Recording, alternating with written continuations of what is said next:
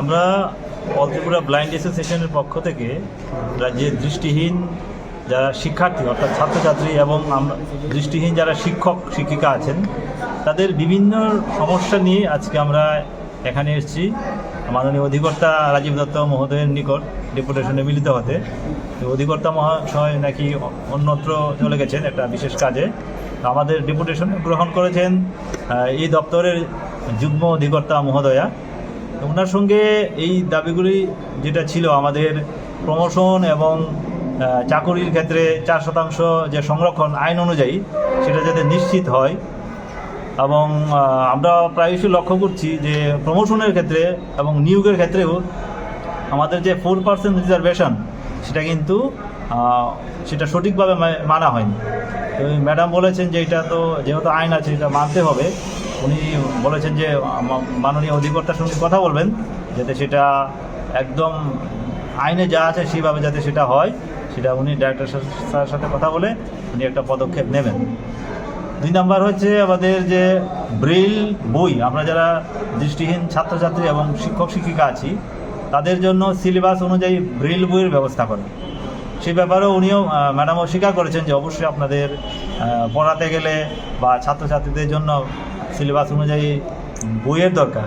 বই ছাড়া তো কোনো কিছুই করা সম্ভব নয়। এটাও বলেছেন যে না, এটা অবশ্যই আপনাদের ন্যায্য দাবি। সেটা উনি বলেছেন যে সেটাও উনি যথাযথ পদক্ষেপ গ্রহণ করবেন যাতে আমরা বই পেতে পারি।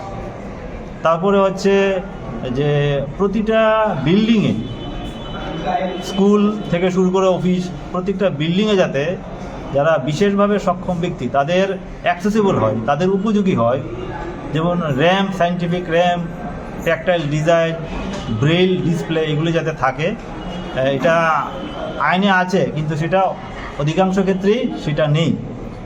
এটাও বলেছেন যে না, এটা থাকা উচিত। এবং আমরা বলেছি এই যে বিল্ডিংয়ে যে একটা র্যাম্প আছে সেখানে আপনারাও দেখবেন যে র্যাম্পের চারিকিনারে বিভিন্ন ধরনের বাইক স্কুটিতে ভর্তি।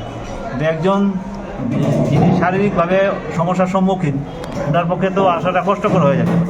এই ব্যাপারটা উনি বলেছেন যে উনি বিষয়টা দেখবেন এবং প্রতিটা স্কুল বা এবং অফিসে যাতে সেই অনুযায়ী হয় সেই বিষয়টা ওনারা দপ্তর থেকে পদক্ষেপ গ্রহণ করবেন। তারপরে আছে যে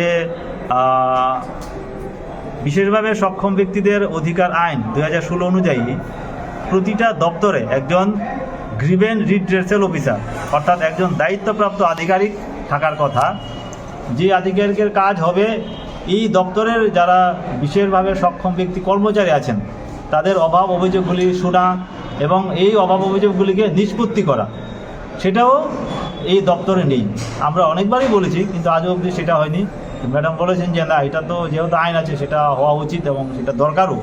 ম্যাডাম বলেছেন যে সেই ব্যাপারে উনি ওনার দিক থেকে যা যা করার সেই পদক্ষেপ উনি গ্রহণ করবেন।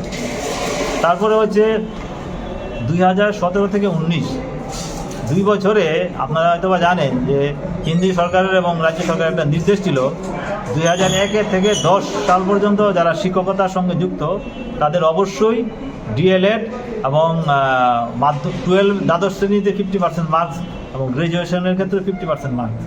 সেই অনুযায়ী আমাদের মধ্যে যারা দৃষ্টিহীন শিক্ষক শিক্ষিকা তারা ডিএলএড করেছেন কিন্তু আজ অবধি তারা সার্টিফিকেটটা পায়নি।